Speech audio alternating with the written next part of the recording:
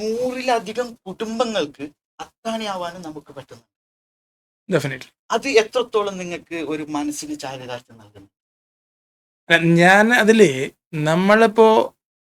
നമ്മൾക്ക് എന്തെങ്കിലും കിട്ടണമെങ്കിൽ ഉണ്ടാവണമെങ്കിൽ നമ്മളെ സ്റ്റാഫിന്റെ കഠിനാധ്വാനം അതിലുണ്ട്. അതെ. നിർബന്ധമായിട്ടും അത് ഉണ്ടാവണം, അതുണ്ട്. അതെ, അത് ഏതൊരു എസ്റ്റാബ്ലിഷ്മെന്റിനും ബാക്ക് ബോൺ എന്ന് പറയുന്നത് അവിടുത്തെ സ്റ്റാഫ്. ഞാൻ എത്ര വർക്ക് ചെയ്യാൻ ശ്രമിച്ചാലും അവരുടെ ആത്മാർത്ഥത ഇല്ലെങ്കിൽ ഈ സ്ഥാപനമല്ല ഏത് സ്ഥാപനവും പോകില്ല. അതിന് കൃത്യമായിട്ടുള്ള അവര് സാറ്റിസ്ഫൈ ചെയ്തുകൊണ്ടുള്ള ശമ്പളവും അതേപോലെ തന്നെ അവർക്ക് വേണ്ട എല്ലാ സംവിധാനങ്ങളും നമ്മൾ ചെയ്തു കൊടുക്കും.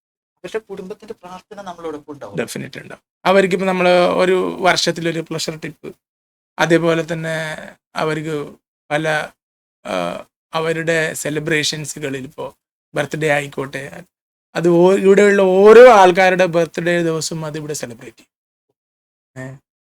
അതുപോലെ തന്നെ അവരുടെ ബാക്കിയുള്ള സെലിബ്രേഷൻസ് എന്തൊക്കെയാണെങ്കിൽ അത് നമ്മളതിനെ ഓഫീസിൽ അതിൻ്റെ കൃത്യമായി അവർക്ക് നമ്മളത് സെലിബ്രേറ്റ് ചെയ്ത് കൊടുക്കും. അതിന് നമ്മളിപ്പോൾ മുകളിലൊരു നമ്മളൊരു ഹാളുണ്ട്.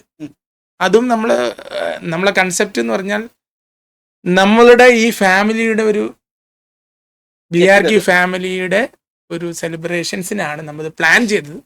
പുറത്ത് കൊടുക്കുന്നുണ്ടോ എന്ന് വെച്ച് കഴിഞ്ഞാൽ കൊടുക്കുന്നുണ്ട്. അപ്പം നമ്മൾക്ക് അത് ബിൽഡ് ചെയ്തത് ഈ കൺസെപ്റ്റിലാണ്.